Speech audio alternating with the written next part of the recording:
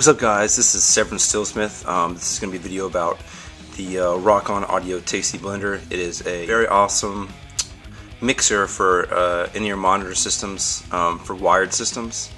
We're not talking about wireless, we're talking about wired systems. And it has a lot of features, it does a lot of really cool things, and it's pretty much the ultimate wired in-ear monitor mixer I've found.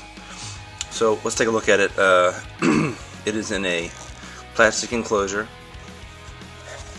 very lightweight. That's, to be honest, the only flaw I find in it. I wish it was made out of metal. Just, you know, the rigors of the road can kind of be rigorous, obviously, so that'd be an advantage. But let's plug this guy in, and as you can see, it automatically starts up and goes into shows your stereo volume settings. So let's go through the features. Okay, so we have 3 inputs, 1, 2, and 3. The first 2 are line level. They are either you can go TS, unbalanced, or TRS for both 1 and 2. Do the same thing for number 3, and also you can take a speaker output into this. So basically, if you wanted to like daisy chain from a monitor speaker, you could just pop into that, which is awesome. We also have our headphone, I guess that'd be output technically, and we have a really cool other feature I think on this. It's the ability to use a different type as far as like voltage of a AC adapter, because we all know they're kind of a pain to carry a whole bunch of wall warts. So you can take a daisy chain off your effects chain, or if you're a guitarist, or you can also use the supply to AC adapter. Alright, we have 4 different encoders. First 3 are for channels 1, 2, and 3 on the Tasty Blender, or for the 3 inputs.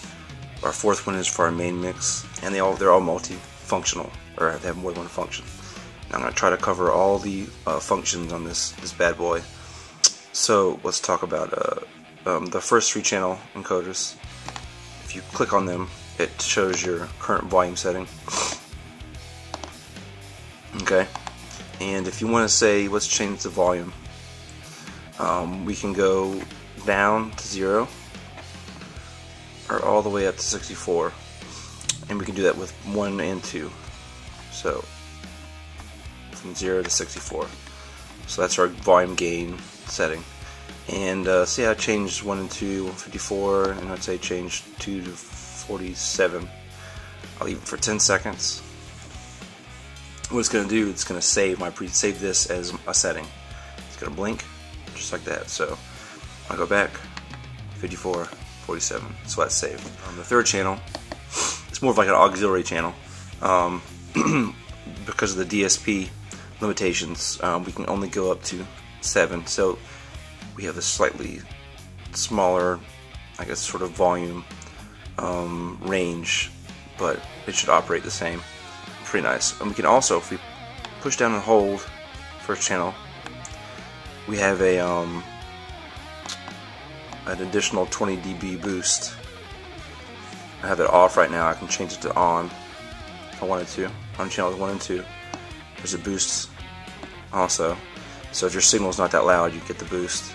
Channel 3 actually has a pad, so if you're using like for input from a speaker, you can change that from on to off. So that's really convenient. So I'll keep mine off, make sure my boosts are off, because I won't be using those in real life. Okay, so our main stereo mix knob. Okay, we go down to 0, and we have a volume change up to 99, I believe that's correct. Okay, so if I hold the main mix knob, I can change from mono to stereo mode. Now in mono mode, each channel is mono, obviously. In stereo mode, channel 1 is panned hard left, channel 2 is panned hard right, and channel 3 is center. So I'll go back to mono, because that's all I have it set. Hold it for 2 more seconds. Alright, and I have my limiter settings. So here's my limiter 1, limiter 2, limiter 3. These are the thresholds of the limiters, which are really cool. There's 3 different limiters in here. And the 3rd one being a look-ahead limiter. So I just went ahead and set them to the recommended settings and instructions. Now, this changes what limiter I'm using. So right now, I'm using limiter 1. It recommends you use limiter 2 or 3 for sound check because they're a little bit more, I guess, aggressive. And if there's any sort of pops, microphones dropping, any kind of things being unplugged and plugged in, then it really is a more to your advantage to protect your ears.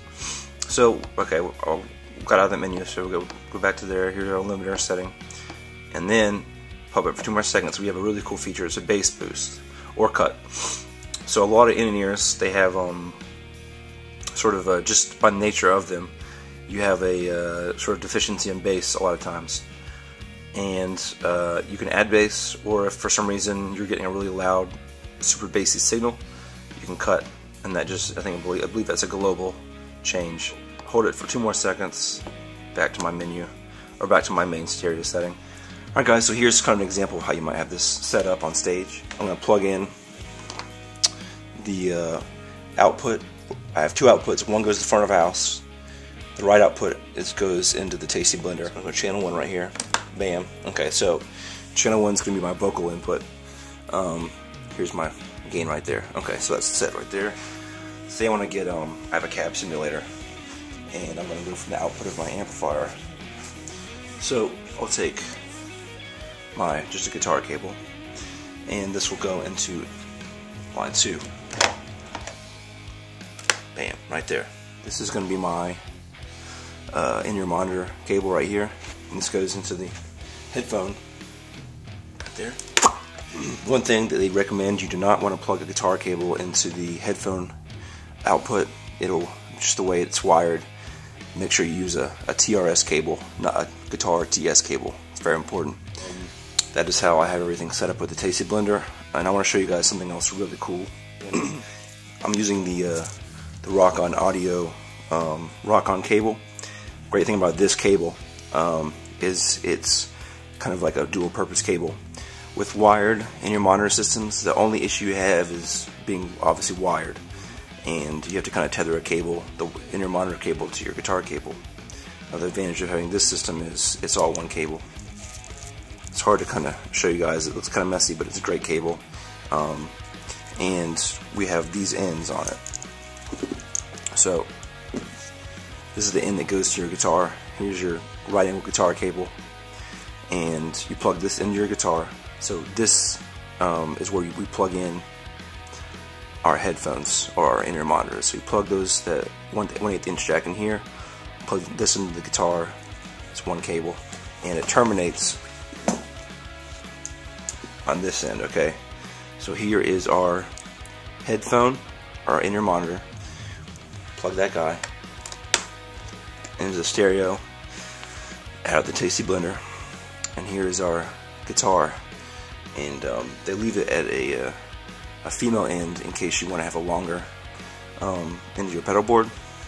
So what you can do, you take this end right here, plug a patch cable right there, bam, and then take the end of that and the input of your pedal board.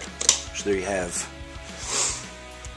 your in-ear monitor wire plus your guitar to your amp, all in one cable. It's an awesome solution.